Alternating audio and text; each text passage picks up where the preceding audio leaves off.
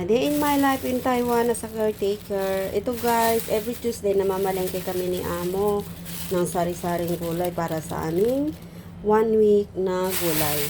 Ito yung patola ng Taiwan guys. At tapos ito yung muer.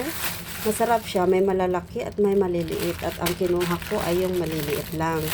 Tapos meron akong bagyo beans dito na matataba, malalaki.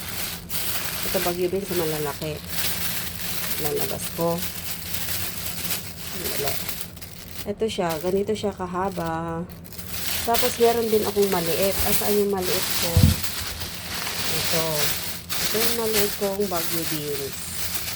Yan. Ganyan ko na lang. Meron din akong kangkong. Iba yung kangkong nila dito. Payatot. At saka itong pipino. Meron din akong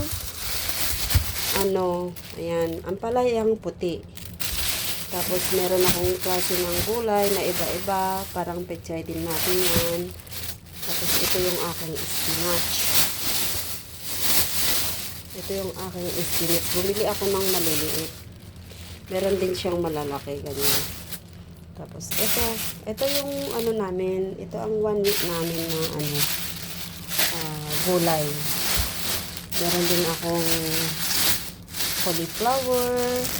Ay, ito yung cauliflower. Ito.